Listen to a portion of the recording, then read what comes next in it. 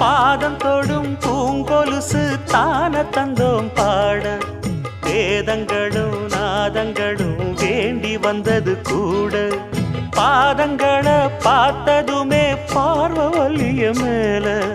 வேதனைகளை மாத்திடும் அவ விரிஞ்ச செண்பகச்சோல பூத்ததையா பூவு அது கையழகு தூக்குதையா வாசம் அது மெய்யழகு நான் வந்தேன் வாழ்த்தி பாட நல்லத சொன்னே ராகத்தோடு கண்டே சீத போல கண்டதும் நின்னே சிலைய போல இந்திரலோகம் சந்திரலோகம் சுந்தரலோகம்